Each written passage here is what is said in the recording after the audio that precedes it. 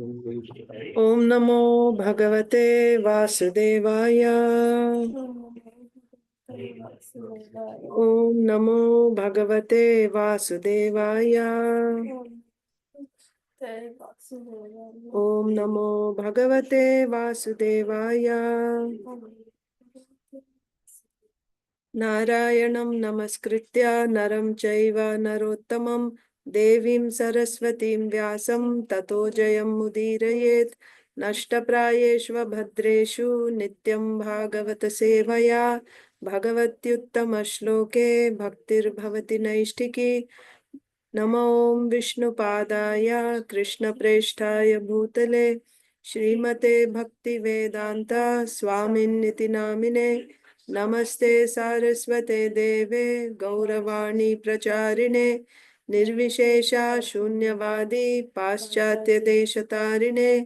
जय श्री कृष्ण चैतन्य प्रभु नित्यानंद श्री अद्वैता गदाधरा श्रीवासादि गौर भक्त वृंदा।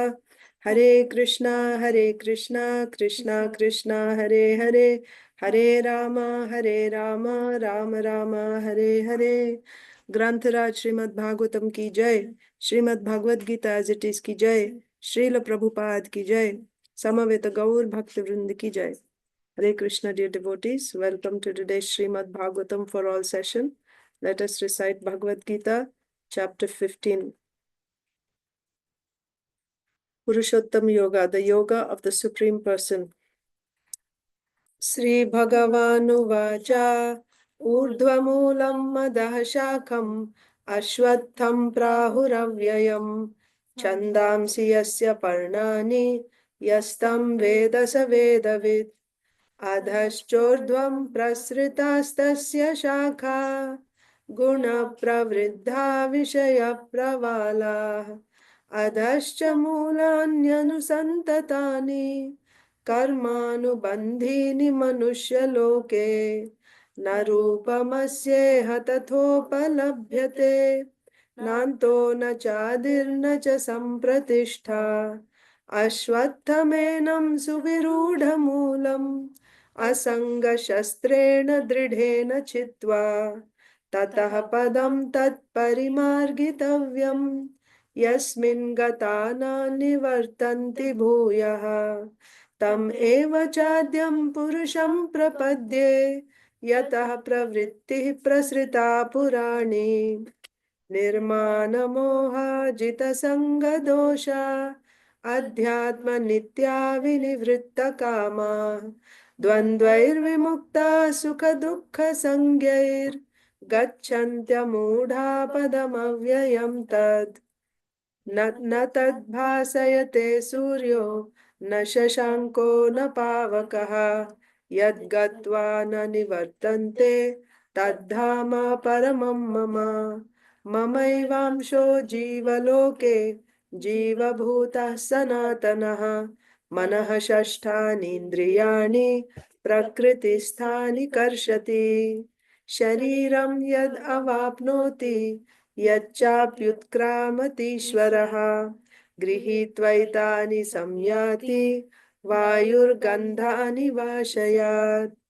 श्रोत्रं चक्षुः स्पर्शनं च रसनं घ्राणम् एव च अधिष्ठाय मनश्चाचायं विषयानुपसेवते उत्क्रामन्तं स्थितं वापि भुञ्जानं वा गुणान्वितं विमूढानानुपश्यन्ति पश्यन्ति ज्ञानचक्षुषः यतन्तो योगिनश्चैनं पश्यन्त्यात्मन्यवस्थितं यतन्तोऽप्यकृतात्मानो नैनं पश्यन्त्यचेतसः यदादित्यगतं तेजो जगद्भासयतेऽखिलं यच्चन्द्रमसि यच्चाग्नौ तत्तेजो विद्धि मामकम् गामाविश्य च भूतानि धारयाम्यहमोजसा पुष्णामि चौषधी सर्वाः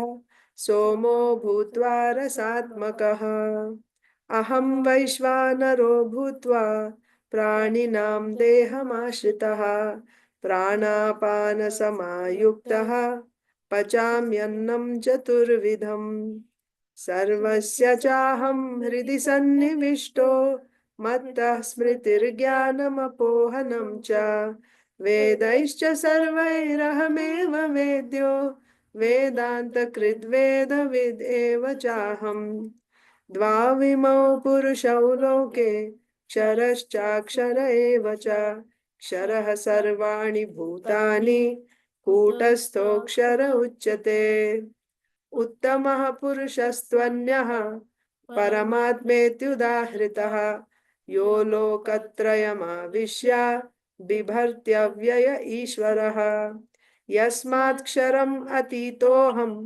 अक्षरादपि चोत्तमः अतोऽस्मि लोके वेदे च प्रथितः पुरुषोत्तमः यो मामेवमसम्मूढो जानाति पुरुषोत्तमम् स सर्वविद् भजति मां सर्वभावेन भारत इति गुह्यतमं शास्त्रम् इदम् उक्तं मया नघ एतद् बुद्ध्वा बुद्धिमान् स्यात् कृतकृत्यश्च भारत श्रीमद् भगवद गीता की जय let's recite Shrimad Bhagavatam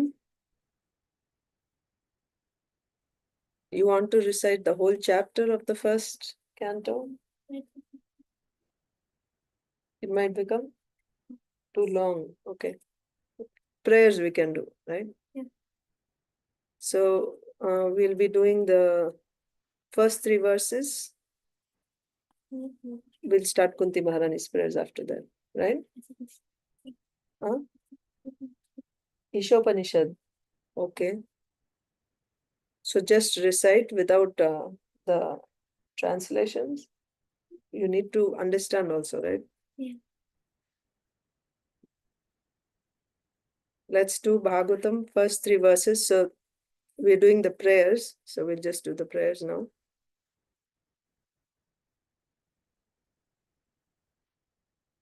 today I'll also tell you the meanings of the 3rd verse but let's recite the verses first text 1 Srimad Bhagavatam canto 1 chapter 1 text 1 Om Namo Bhagavate Vasudevaya Janmadhyasya yatonvayaditaratas chartheshvabhigyaswarat tene brahma hridaya adikavaye muhyanti yat surayah tejo vari mridam yatha vinimayo yatra trisargo mrisha dhamna svena sada nirastakuhakam satyam param dhimahi second dharma projita kaitavotra paramo nirmatsaranam satam vedyam vastavamatra vastu shivadam tapatrayonmoolanam Shrimad भागवते महामुनि कृते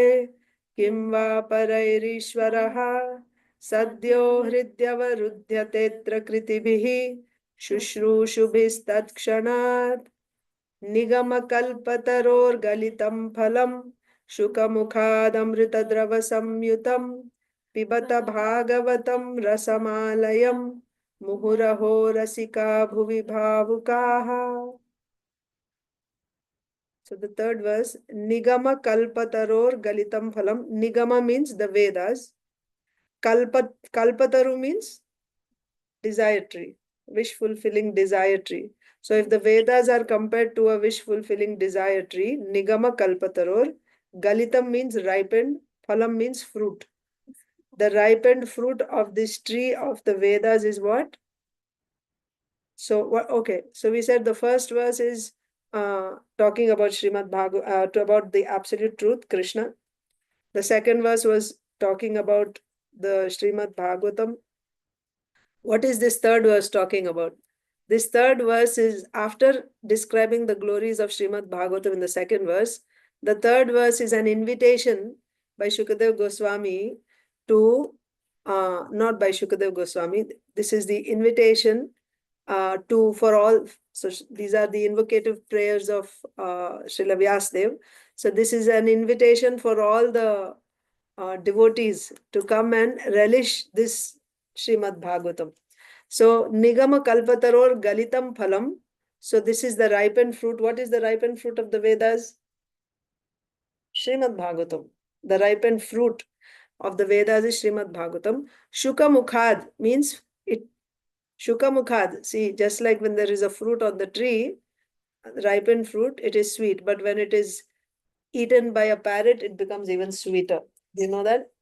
Yeah. So Shuka means what? Parrot. Shuka Mukhad means it's touched by the lips of Shuka. This Srimad Bhagavatam, now when it is touched by the lips of. So how did Shukadev Goswami learn Srimad Bhagavatam? From his father Vyasadeva. So, but when Shukadev Goswami spoke this Srimad Bhagavatam, it has become even sweeter, just like the fruit which is bitten by parrot becomes even sweeter. His name is Shukadev Goswami. Shuka means parrot. He's in the spiritual world, he's the parrot of Srimati Radharani. Shuka. So anyway, so Shuka Mukhad. So this is the ripened fruit which is now touched by Shukadev Goswami because it is being spoken by Shukadev Goswami. Shuka Mukhad Amrita Drava Samyutam. So now it has become nectarian because of being touched. It's already nectarian because it's the ripened fruit. But after being spoken by Shukadev Goswami, it has become even sweeter, just like nectar, Amrita. And what is the nature of this fruit? Bhagavatam is the ripened fruit. What is the nature of this fruit? Drava Samyutam. That means it is just like, mango pulp, right? So it's like that. It's fully juicy and ripened, and it is, you don't need to, let's say if you have to eat an apple, you have to chew on it, you have to bite on it. This is so juicy, you can simply drink it. You don't have to put any effort. It's the ripened fruit, Drava Samyutam, right? Drava Samyutam means what? Here, Drava Samyutam means it's semi-solid and soft, therefore easily swallowable. And Samyutam means it's complete in all respects, perfect in all respects. Okay? So Nigama Kalpataror Galitam Phalam Shukamukhad Amrita Drava Samyutam. So then what you should do? It's not like you, generally if you give a fruit, you say you eat it. But here it's saying Pibata, drink it. Because it's like the pulp of mango, right? So just drink it. Right, no seed and no skin. Yes. Pibata Bhagavatam. So drink this Bhagavatam, which is the ripened fruit of the tree, the desire tree of the Vedas. And it has become even sweeter because of being spoken by Sukadev Goswami. It is nectarian and you don't have to put any effort. It is completely semi-solid and juicy. You don't have to put any effort on your side. Simply drink this Bhagavatam. And Alayam means what? Alayam is like a... Okay, anyway. So again, here also there are... Okay. Pivata Bhagavatam Rasam. Okay, this is Rasam. Drink it, right? That's why rasam is something that you drink and it's very, very tasty, right? It's the juice, you drink it. And laya means end of everything, like annihilation. Okay? So laya can also mean liberation, end of this material existence. Alaya means until that point. So for how long should you drink this rasam, Bhagavatam? As long as you are, until annihilation. As long as you are here, right? Just keep drinking this Bhagavatam. It's like infinite. Right.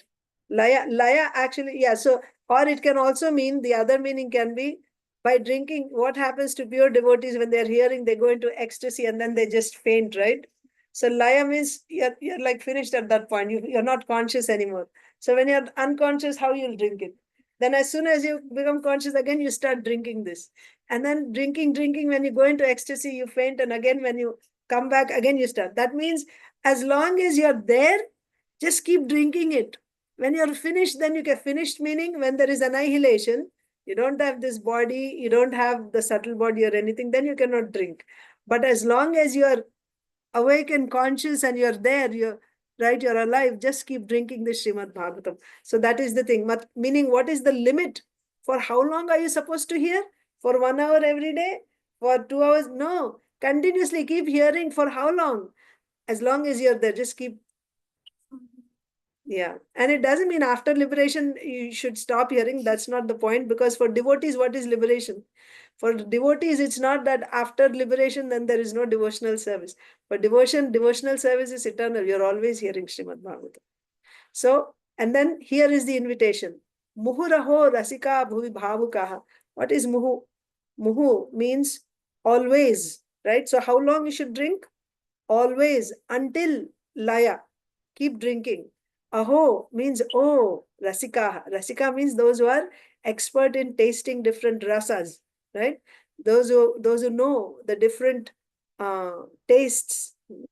So that means these are the, you know, devotees, premi bhaktas who can relish, right? So this Bhagavatam is not meant only for somebody to come out of, the previous verse said, tapatrayon moolanam. All the miseries, three types of miseries, material miseries are uprooted by this Bhagavatam. So this is meant for those who are in this material world, that means who are in the material entanglement, but it is also meant for those who are already liberated, who are premi bhaktas, who are expert in relishing the different mellows. Both will get, both are benefited completely. It will completely satisfy all types of people, and it will benefit all types of people. So those who are rasikas, experts in tasting the various rasas, please come and drink this Bhagavatam.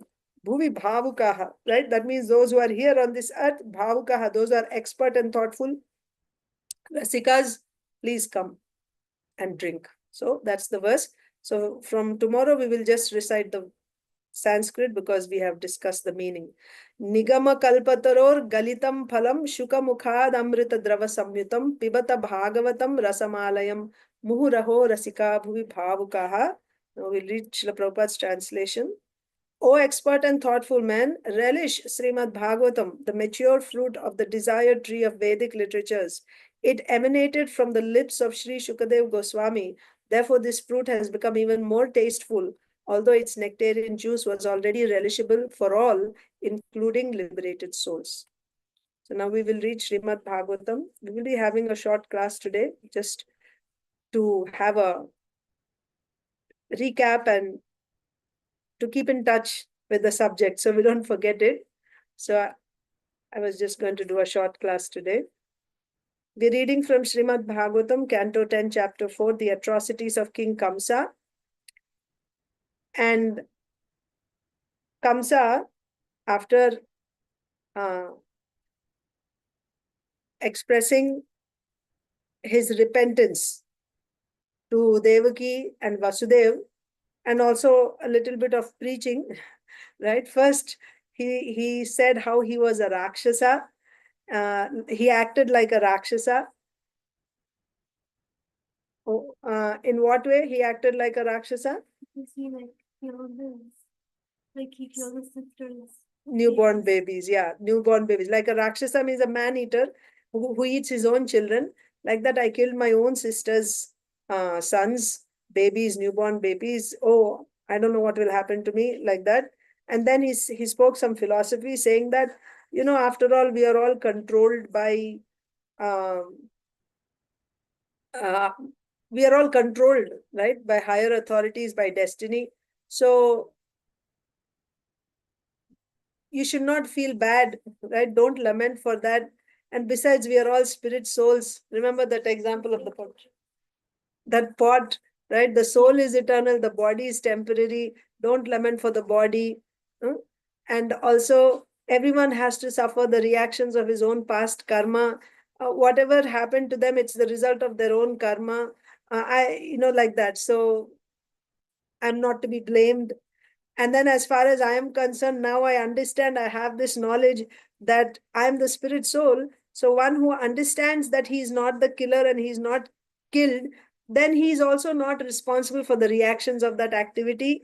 And because I know this now, therefore, I'm not responsible for what has been done. And after saying all this, then he said, but still, however, the act has been done. So obviously, when he did it with that consciousness, that seeing someone as others, right? Like an enemy and a friend. With that mentality, he killed. So only when you forgive me, then I will be delivered. Like this, when he begged forgiveness from Devaki and Vasudeva, being great devotees, they actually, Vasudeva and Devaki forgave, right? Their anger that may have been there in their heart because of their sons being killed, that anger was subsided. And then Vasudeva especially began to speak. And he agreed with the philosophy that was spoken by Kamsa, that what did Kamsa say? I mean, what did Vasudeva say? That I totally agree with what you have said.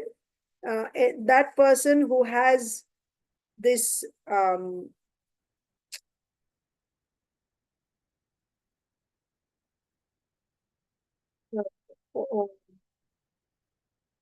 Agyana prabhavaham dhihi swapareti bidayatah. Yes.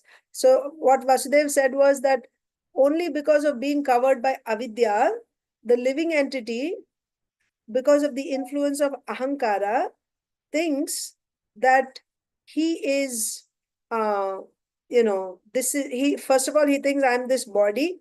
That means he identifies with the body. Actually, the spirit soul is pure, but he identifies with the body, thinking that, and after he identifies with the body, then this person is mine and the other person is my enemy. This is my friend and this is my enemy, right? So this type of, uh, what do you say, differentiation, between mine and others, right? This belongs to me and this belongs to someone else. This type of differentiation comes because of bodily concept of life. So Vasudev approved of that. So we actually spent 2 days just reading that one verse. So now further, Vasudev is speaking. We will continue the next verse.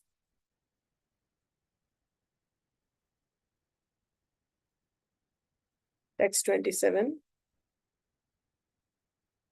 शोकहर्षभयद्वेष लोभमोहामदान्विताः मिथोघ्नन्तं न पश्यन्ति भावैर्भावं पृथग्दृशः. शोकहर्षभयद्वेष लोभमोहमदान्विताः मिथोघ्नतं न पश्यन्ति भावैर्भावं पृथग्दृशः. Shoka means lamentation. Harsha means jubilation. Bhaya, fear. Dvesha, hatred. Lobha, greed. Moha, illusion. Mada, what is mada? Pride, right? Madness. Mada anvitaha. So those who are endowed with these assets, not assets, these qualities. Shoka, Harsha, Bhaya, Dvesha, Lobha, Moha and Mada. Okay. Mitho gnantam na pashyanti. Mitha means false, or mithaha, gnantam. So, being endowed with these qualities when one engages in killing, being under the influence of shoka, moha, bhaya, dvesha, lobha, moha, mada, when one engages in killing another person, mitho gnantam, na pashyanti, bhavair bhavam prithak drishaha. So such a person cannot see, he cannot differentiate. Okay. What he cannot differentiate? Persons with the vision of differentiation are imbued with the material qualities lamentation, jubilation, fear, envy, greed, illusion, and madness.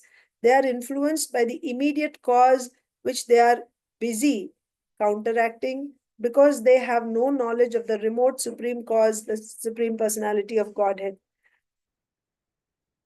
So what was the previous verse? Vasudev said what in the previous verse? One who is in the bodily, so what you said is correct, Kamsa. One who is in the bodily concept of life. Why he is in the bodily concept of life? Because of being covered by avidya, and because of that avidya, now he gets ahankara. That ahankara or false ego makes him think that I am this body. And when he thinks I am this body, then he will think this is my enemy and this is my friend. That was the previous verse. So in this verse, Vasudeva is continuing, is saying, such people who have this, this is my friend and this is my enemy, right? Persons who have this vision of differentiation, they have all these qualities. Shoka, moha, bhaya, moha, no, shoka, harsha, shoka, harsha, lamentation, jubilation, being affected by that. Bhaya, dvesha, fear and hatred. Lobha, greed, moha, illusion, and mada, pride or madness. So these qualities will come in whom? A person, because of bodily identification, thinks this is my friend and that is my enemy, or this belongs to me and that belongs to someone else. A person who has this differentiation, he will be affected by these qualities. These qualities will come in him. They are influenced, and then when they are affected by these things, what do they see? Do they see the actual cause behind things that are happening? Because ultimately, what is the cause of everything, right? They're not able to see the reality. They're influenced by the immediate cause. Okay, somebody has insulted me, then I'll become angry with that person. This person has insulted me. But I'm not able to see beyond that. Why this person is insulting me? You can think, right? Oh, it must be my karma. I must have done something in the past because of which now I'm getting this reaction. This person is, after all, an instrument. Ultimately, the modes are the ones doing everything. He's just an instrument. I'm just an instrument.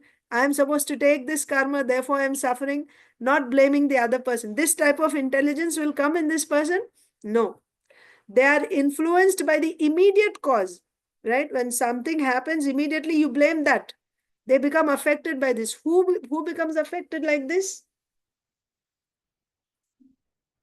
One who is influenced by these six: shoka, harsha, shoka, bhaya, dvesha, lobha, moha, mada.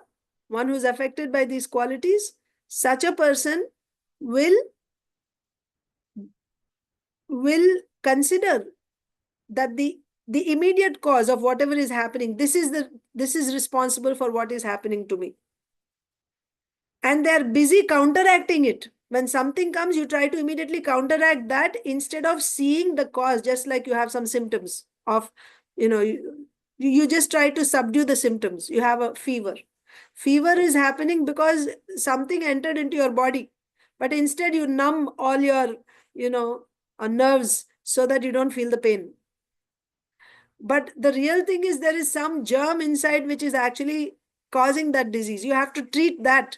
You have to purify your blood or things like that, so that the symptoms are simply showing you that something is wrong. Simply subduing the symptoms is not going to solve the disease. You understand? So similarly, whatever is coming to us now in the form of happiness, distress, and all these things, we become affected and we blame the immediate person or immediate circumstance because of which it is happening. Why we do this? Under the bodily concept of life. And not only do we blame, we try to counteract it. They are busy counteracting because they have no knowledge of the remote supreme cause, the personality of Godhead, right? Ishvara Parama Krishna Sachidananda Vigraha Anadiradir Govinda Sarva Karana Karanam. He is the cause of all causes. That this person is not able to see. One who is in the bodily concept of life, and by that he is affected by these six qualities, and then he considers this is mine and that is theirs. Such a person is busy counteracting the immediate causes for his suffering instead of seeing the remote cause, the ultimate cause. Purport by Srila Prabhupada.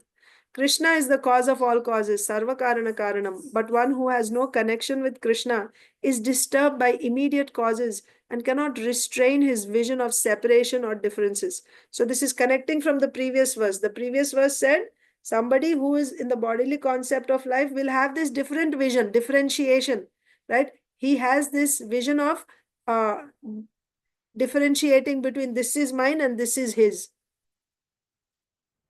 And so why he's such a person, he cannot see the ultimate cause behind things. When an expert physician treats a patient, he tries to find the original cause of the disease and is not diverted by the symptoms of that original cause. Similarly, a devotee is never disturbed by reverses in life. Tattenu kampam susamikshamaanaha, Bhagavatam 10:14-8. A devotee understands that when he is in distress, this is due to his own past misdeeds, which are not accruing reactions, which are now accruing reactions. Okay. So when a devotee understands that when he is in distress, this is due to his own past misdeeds, which are now accruing reactions. Although, by the grace of the Supreme Personality of Godhead, these are only very slight. We discussed this in Chaitanya Charitamrita. Srila Sarvabhauma Bhattacharya quoted this verse and he changed that Mukti Pade to Bhakti Pade. This is that verse. So there, the devotee, he's even, not only is he suffering, he's thinking it's all because of my own doing, right? Why he's able to see that? Because of his connection with the Supreme Lord, he's able to see that. And also he's grateful to the Lord. Oh, I'm only getting a slight reaction. I should have suffered much more. Like that. Karma ninir, who's saying that devotee, Brahmaji is praying in Brahmasthiti. That verse is being quoted by Srila Prabhupada here in the purport. Tattenu kampam susamikshamaanaha. In that verse, that prayer is being said by a devotee. So that devotee who is undergoing suffering in his life, but while undergoing suffering, he is not complaining that my suffering is because of this situation, because of this person. Rather, he is thinking, it's my own past misdeeds because of which I'm suffering. But my Lord is so wonderful. I should have suffered much more. He's so kind that he has only given me a slight token of suffering. I should have suffered much, much more. Like this, he's thinking, this person. So what will happen to such a person? Going back to Godhead is his rightful claim if he has this type of consciousness. That means this person is actually connected with the Supreme. So when you're connected with the Supreme, you will not consider the immediate cause to be the cause of your suffering. Rather, you will see the ultimate cause. So you will not complain about anything. That's the point. Karma nirdahati kintu cha bhakti bhajam, Brahma Samhita 554. When a devotee under the protection of the Supreme Personality of Godhead is to suffer because of faults in his past deeds, he passes through only a little misery. See, actually we are supposed to suffer much more, but he passes through only a little misery by the grace of the Lord. If I were not a devotee of the Lord, still I have my karmic reaction. I would have to suffer so much. But now, because I have taken shelter of the Lord, now even though I'm suffering because of my own past doings, that suffering is very, very minimum, very little, by the Lord's mercy. Although the disease of a devotee is due to mistakes committed sometimes in the past, he agrees to suffer and tolerate such miseries. Another very important point. A devotee, one who is actually a devotee, he will never say that because now I have taken to Krishna consciousness, Krishna will remove all my miseries. So by now I'm chanting Hare Krishna, therefore I should not have any sufferings. I know, I know, but that's why I'm saying bhakti is the state of our consciousness. What is my consciousness when I'm rendering bhakti? That definition, anyabhilashita shunyam, is very, very significant. Anyabhilashita shunyam. Not that I will suffer for whatever I'm supposed to suffer. I will not link that up with bhakti because now I'm doing bhakti, so I should not suffer. Everything should be nice. Krishna will take care of me. Now everything. Krishna will take care of me in his style, in his way. And his style of taking care of me may be in punishing me like anything or in giving me suffering. But that is also his taking care of me. How Krishna is taking care of me, it is not within my, not according to my vision, right? I will not define what it means to be taken care of by Krishna or how he should take care of me. He should not give me any suffering. Everything should be comfortable in my life. I should not get any pain. I should not get any diseases. I should not die in an accident and this and that. No conditions, right? That is pure devotional service. Anyabhilashita shunyam. So like that, here in the purport, Srila Prabhupada is saying, devotee is willing to take the suffering. He will never say, my Lord, please, I have committed. Yes, he's begging forgiveness from the Lord, that I have committed this offense. I have committed these so many sins. Please forgive me. But forgive me does not mean that now relieve me from my suffering. No, he wants to suffer. Whatever I have done, I must suffer for that. But what is his prayer? Why is he begging for forgiveness? Don't push me away from your service. I know I'm a very fallen person. I'm a very stupid person. You know, I do so many, uh, offenses. But my Lord, please don't push me away from your service. Keep me in your service. This is his prayer. I beg your forgiveness. And when he says, I beg your forgiveness, he will also make an effort not to do that which displeases the Lord. You should make an effort not to do that which displeases the Lord. Otherwise, what is the question of love, right? It shouldn't be like the confession in Christianity when they go to church. I'll go and I will confess for all the things that I've done.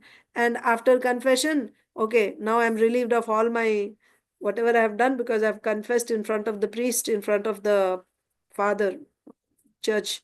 And then I go home and Monday again I'll start doing whatever I do because I know Sunday I can go back and I can confess. This is stupid. This is the seventh offense to the holy name. Committing sinful activities on the strength of chanting the holy name. That will not help, right? So a devotee never says that, please relieve me from what I have done. If I have done, I must suffer. I must suffer. I will suffer. He will accept it. But and even while accepting, he's not proud. See, I'm suffering from no. Just see how the science of bhakti really like real humility, right? You're suffering and you take full responsibility for whatever is coming, and even then you're feeling grateful to the Lord for all that suffering. I mean, there are so many examples. This is the nature of devotee because devotee means what? Devotee means one who has devotion in his heart, bhakti in his heart. What is this bhakti? Bhakti is the condensed form of the Lord's internal energy, right? Haladini Shakti's condensed form. Srimati Radharani's, that is Haladini Shakti, Srimati Radharani. Her condensed form, which is invested in the heart of the devotees, is bhakti. So one who has this bhakti is a devotee. So naturally, he will have all these divine qualities because bhakti is the internal energy of the Lord. There cannot be anything inauspicious. What are the characteristic features of the internal energy of the spiritual world? Kshemam, Abhayam, Amritam. Abhayam, Amritam, and Kshemam. Abhayam means where there is no fear. Amritam means where there is no death. And Kshemam means that which is all auspicious. There's nothing inauspicious. There cannot be anything inauspicious. So, a devotee, when he has bhakti, when he's a bhakta, then uh, um, he wants to take um, the sufferings, and that means even though while he's suffering, just look at his heart. That's what I'm saying. Even though while he's suffering, in that suffering also, he's not saying that I will chant Hare Krishna, therefore, no, there's no business deal. Not that because I'm doing bhakti, so even if the Lord is personally coming and asking, they don't want. Prahlad Maharaj, Nrsimhadev came and ask something, I want to give you. No, no, I'm not a merchant, my Lord. I didn't do bhakti, so that I'll get something from you. That's a business deal. You are the master, I'm my servant. That's all. You have full right to take service, and my position is to just keep serving you like this is the nature of a devotee. So let's just finish this purport here. So although the disease of a devotee is due to mistakes committed sometimes in the past, he agrees to suffer. That means now he's not in that condition. Now he's completely in the devotional service.